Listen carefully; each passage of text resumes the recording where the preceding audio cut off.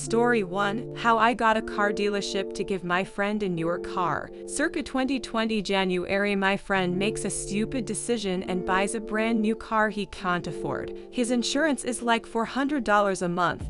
He makes like $10.25 an hour working as a shift supervisor at McDonald's. His car payment is like $795 a month. Now at $10.25 an hour, 30 hours a week, that's a weekly income of about $300 a week or about $1,230 a month. So yay. So my friend came to me for help because I used to sell cars and know the industry pretty well. I go over his paperwork, the dealer to drip him off, but my friend is trying to find a way to get out of this mess. And ripping someone off isn't illegal. They did of course overcharge him for warranty, they gave him a higher APR, they had add-ons, etc.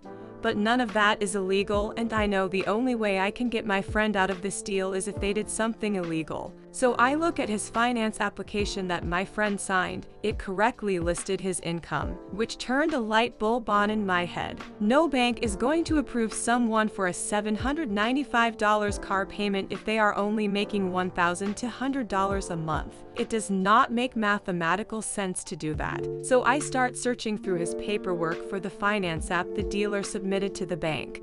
Oftentimes, when you submit a finance application at a dealership, the dealership will take the hand-filled out application and reproduce it electronically. This is pretty normal. However, on the application the dealer submitted to the bank, the dealer said my friend was a GM of the McDonald's and made $70,000. My friend had good credit, so it doesn't appear like the bank asked for proof of income. So I go to the dealership with my friend and tell the sales manager he's going want to put me in touch with the GM because we are going be unwinding my friend's deal and giving his trade-in back. The sales manager thought I was joking. The GM also thought I was joking. Then I demonstrated how his dealership finance department committed bank fraud.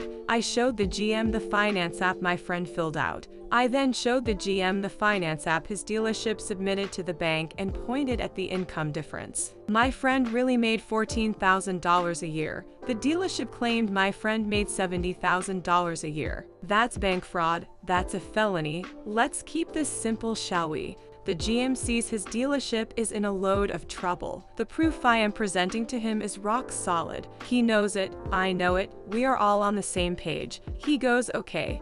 So what can I do to make this right? I go unwind the deal, give me my friend his trade-in back. Unwinding the deal is basically the GM agreeing to cancel the deal and basically erasing the deal and pretending it never happened. GM tries to avoid that, but I remain firm and remind him we can easily take this documentation and turn his life in a living hell. He knows I'm right. My friend also needs a car to get to work the next day. The GM says he'll check into it. He comes back and tells me unfortunately they sold his trade-in already. I said that's fine, unwind the deal and let's put my friend into something as good or slightly better than what he traded in for. So the GM goes, so he'll buy a car similar to his trade-in. I said no, you'll give him a car similar to his trade-in. The GM goes, it doesn't work that way. I go, it does when you commit bank fraud. GM is upset with me and I remind him I'm being really nice and the situation can totally get really ugly. Like felony level charge is ugly. Like losing your franchise ugly. So yeah, this is going hurt.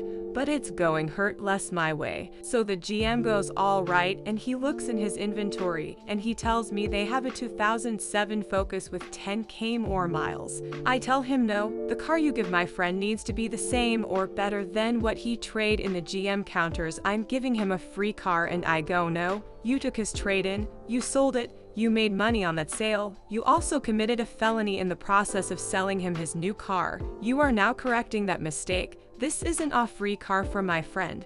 This is you are correcting your mistake. GM insists that's what he's willing to do. I tell him if he can't do better, then that we will go to a consumer protection attorney and have a conversation with them. My friend didn't want to go this route, but it was our plan B. We get up. The GM says, wait, give me a second. The GM goes, I have a 08 Civic. It has 5K more miles, but it's a Civic and not a Focus.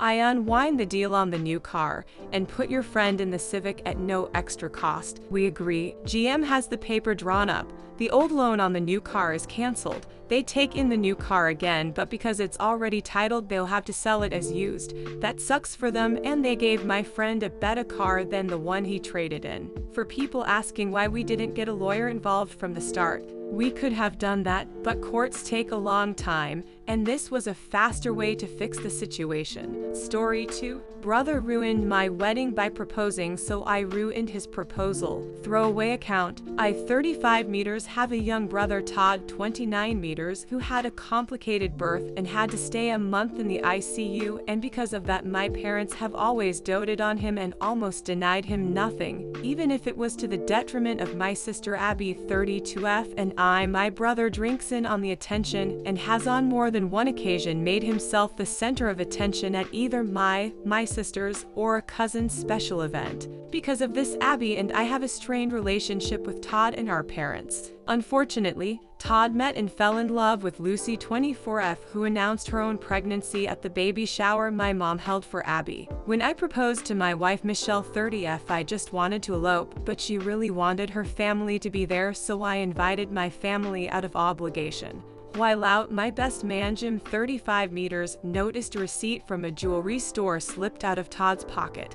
Jim confronted Todd about this, which led to an argument. Jim told me everything, and I told Todd that he was no longer going to be a groomsman because I knew he was going to propose at my wedding. Todd cried to our parents, and which led to a blowout.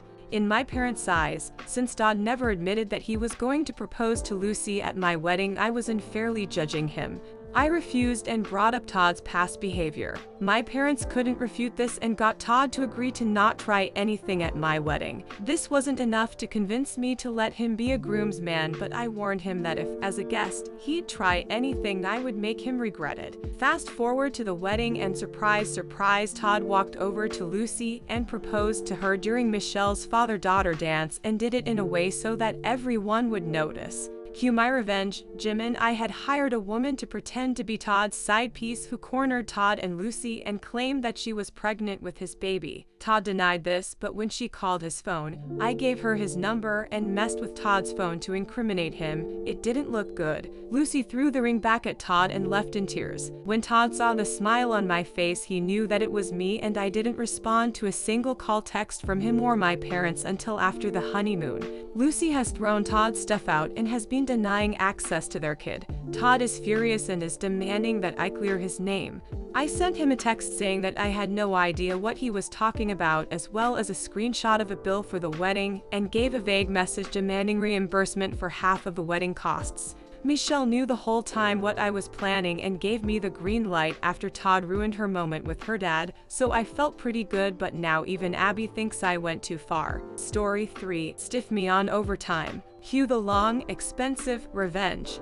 This happened in the early 2000s when I joined a startup. We agreed on a salary and no paid overtime, and an evaluation in 3 months and then annually. Standard stuff mostly. It was a very mediocre salary for the work, but I really liked work itself, which was extremely interesting and challenging. For me, even if the finances were so-so, I felt I'd learn a lot of skills which would be useful in the future. After 3 years and having 10 decent clients and a bunch of clients trialing and money rolling in, the talk turned to back pay and paid overtime plus compensating for past overtime. At that point, around $50,000 in OT had been accrued, which is a lot. Legally, it couldn't be back pay, so the talk was always of a discretionary bonus. Now at this point, everyone is okay with this, myself included, and this was discussed in writing, via company emails too, so I felt secure and that no bad will was in play. I felt the company should be able to afford the payment.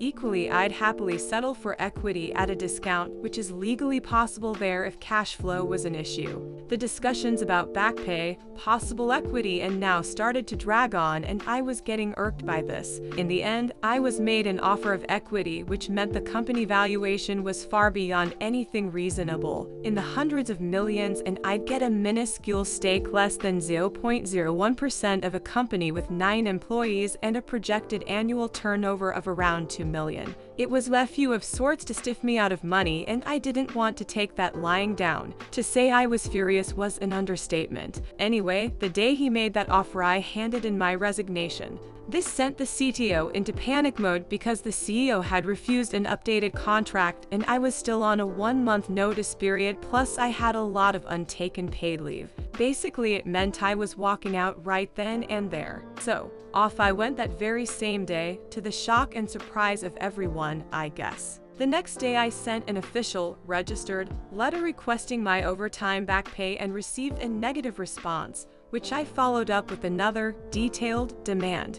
This was also rejected because the bonus was discretionary and there is no overtime. However, I'd been seeking legal advice and I understood that they don't have a leg to stand on if I am willing to pay for an attorney, as the liability in such matters is firmly and 100% on the employer. I was willing. You need to understand that going to a lawyer was very rare in those parts back then, so companies didn't generally expect this outcome. Things have since changed. When going through the applicable laws with the attorney, I noticed there is a limitation of 7 years. So, while my attorney was laying out what to do in order to get me my money in a little as a few weeks, I just asked him, what if we wait until it's 6 years and 11 months after the transgression and then file, demanding interest? I wanted this because the law stated that back pay is due at a 9% APR above the base rate 3.25% at that time, accrued daily, for every day past the due date. We're looking at 12 to 12.5 compound daily APR. The risk is that the company folds in that time, but I decided to take that risk.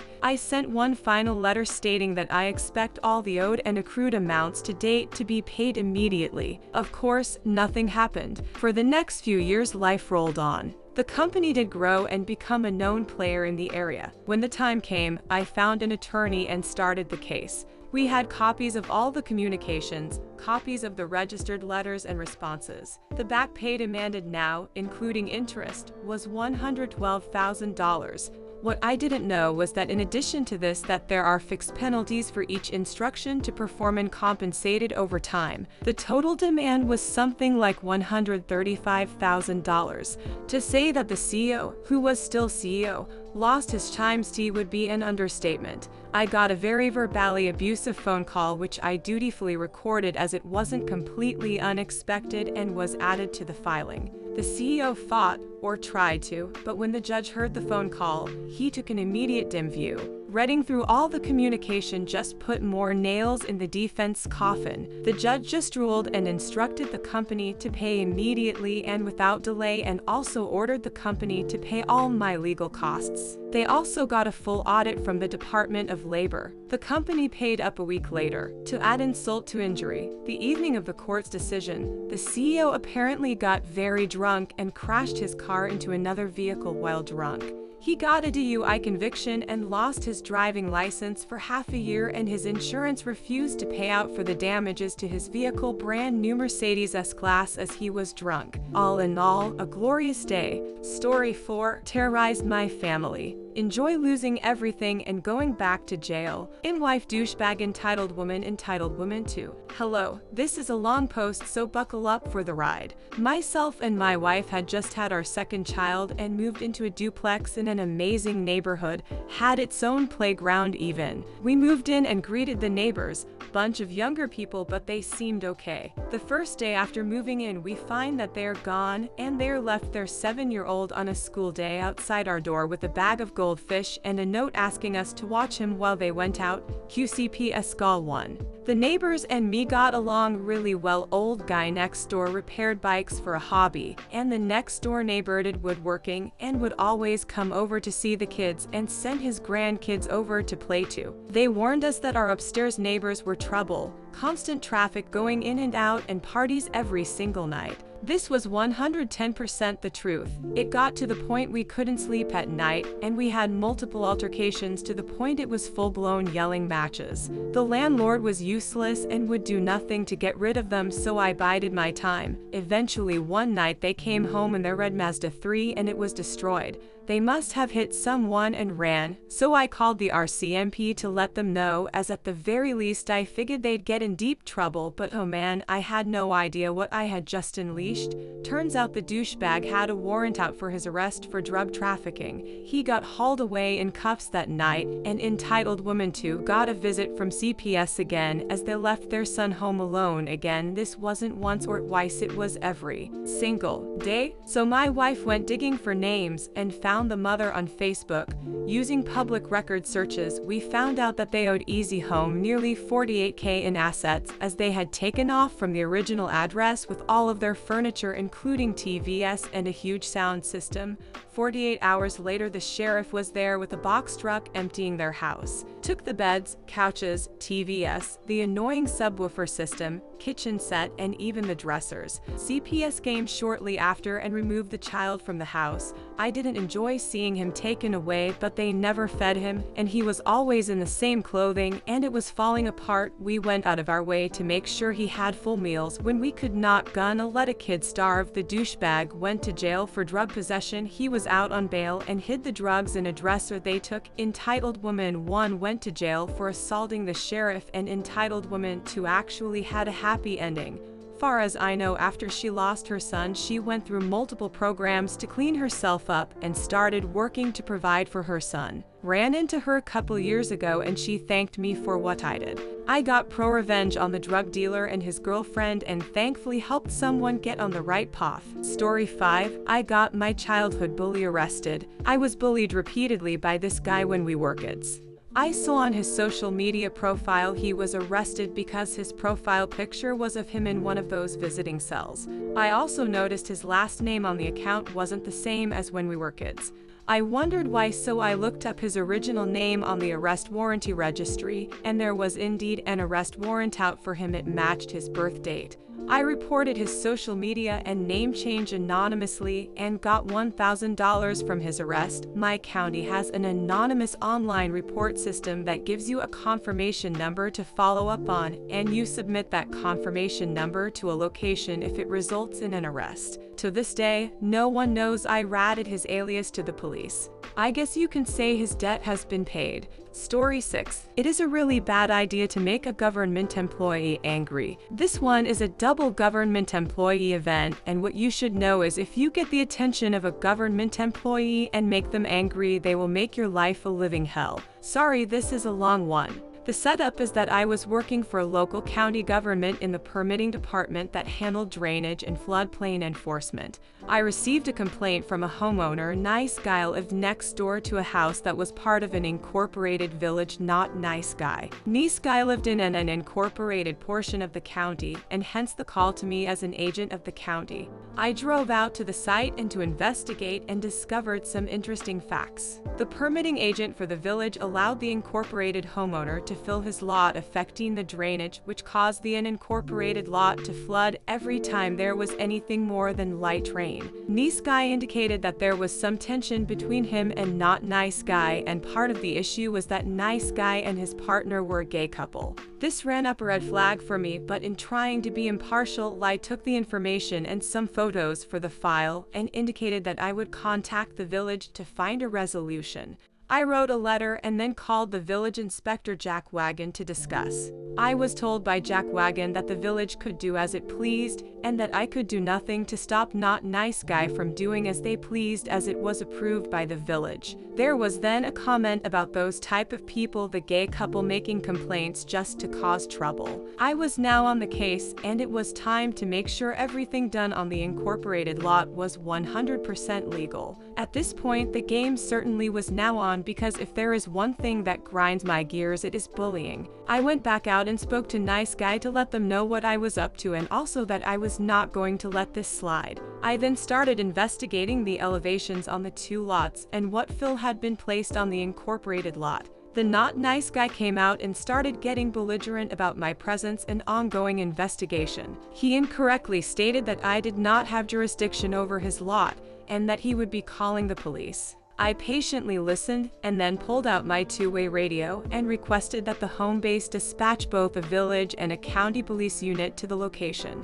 I then indicated that since there was a regulatory floodplain on his lot, I did in fact have jurisdiction, and that I would be exercising my right to determine the impact of his fill activities upon that floodplain. Both of the police units showed up and I let them know what was going on. They were both appropriately agitated to have to waste their time and let Not Nice Guy know that I was within my authority to proceed with the investigation. A little while later, while I was measuring things, Jack Wagon showed up. He stated berating me about harassing the village resident and threatening calling my boss and filing a complaint and so forth. I invited him to do so, quoting which parts of the code he should indicate I was violating. I was using marking paint to show the limits of the floodplain for the photos for the file, and what do you know, Jack Wagon's shoe got painted when he tried to stop me. Obviously he was even more angry, as was the homeowner, due to very bright orange paint in the grass in his yard. I pointed out I had done the same on the neighboring lots, but they just kept complaining. It was actually marking chalk that comes off pretty easily. Interestingly, I found two really wrong things on Not Nice Guy's lot. One, there was fill placed in the floodplain, and two, a garden shed was built on the fill and partially within the floodplain. Both are a big no-no and are actually against federal law. So, the course of action had two parts. One, make the incorporated homeowner remove the fill and shed from the floodplain, and two, let Nice Guy place fill in their lot outside of the floodplain to counteract the fill remaining in Not Nice Guy's lot outside of the floodplain. I also told Nice Guy it would be a good idea to run a field tile on their side to drain the water that would inevitably pond up between the two lots when it rained. Predictably, Not Nice Guy and Jack Wagon got super angry when I sent the letter out that there were violations that either had to be corrected, remove fill and shed, or apply for a vision of the floodplain with the Army Corps of Engineers. Good luck with that. This then led to a meeting at the county office with Not Nice Guy, Jack Wagon, my supervisor, and myself. Quickly things went to 11, and there was yelling by Jack Wagon about abuse of power, etc. The department head came into the conference room and told them both they were wrong and that they should leave peacefully and comply or face the consequences, fines. The best part was that Not Nice Guy had to apply for a permit, and guess who was the one to review and approve it?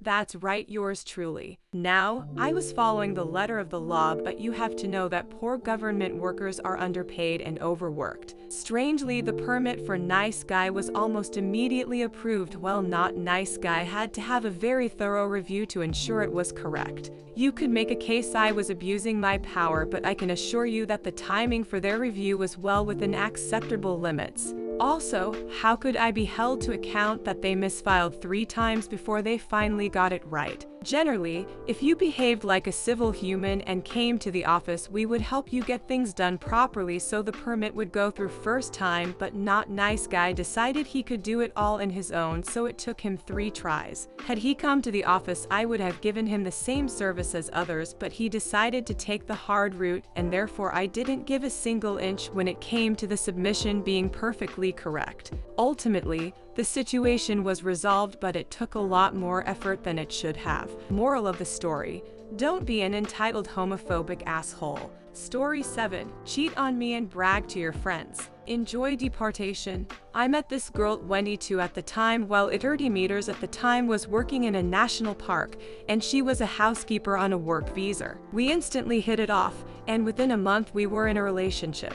We even had a solid long-distance arrangement where we would visit each other on recreational visas in our respective off-seasons. I'd spend a few months in Romania or meet her at some vacation destination. Then she'd spend a few months in the States. This went on for about 2 years, and eventually the conversation came up with her family about possibly moving her to the States permanently. Romania never really recovered from the Ceausescu regime, and political economic corruption makes life pretty unpleasant for a lot of people. Her marrying and moving to the US meant that her mom wouldn't have to worry about her daughter having a good life. I arranged for sponsorship and proposed to her. It seemed like my dreams were coming true. Then, about a month after she's all settled in, I get a message from her best friend back home. What followed were years worth of screenshots wherein she bragged about conning me into paying for her residency, while she cheated on me with 8 different men. In her friend's words, "You are a good man and you don't deserve this." So, over the following 2 weeks, I reported her to ICE and Homeland Security for a conversation her brother and I had over a bottle. At one point he bragged about how he had done time in prison for smuggling weapons to Turkish terrorists,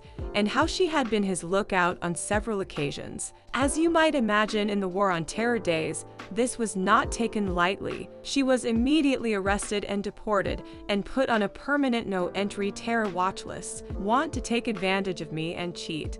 Have fun never being able to come back to the States. Edit: to address potential misinformation on my part, I'm not very well versed in European sociopolitics, so I was under the impression that her past along with her brother's would result in as much difficulty as it did here. I was misinformed, so thanks to everyone who set the record straight as far as her job prospects overseas. Story 8. Crappy bosses FAFO. I had a job working warehouse delivery for a store. The entire corporate structure was built on treating the people below you like poo, and that was passed down through every level. Managers would just bark orders and moan you out for any reason they could think of. They paid about 25 over minimum wage, and the bosses drove BMs and Mercedes. The big boss lived in an $8 million house. Our store was the freight hub for 4 others in the little chain, so we got to know the drivers from the other stores well, as they were always coming to load freight or drop stuff off. One day, we're sitting with 2 drivers from another store,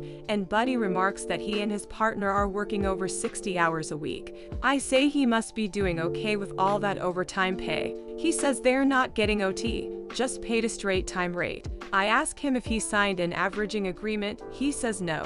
He shows me his pay stub, and there it is. His partner comes back and confirms all this, and they've been doing it for months. He'd asked his manager about OT and been told that straight pay was just the way it worked. I tell them that's illegal and urge them to take it to labor relations.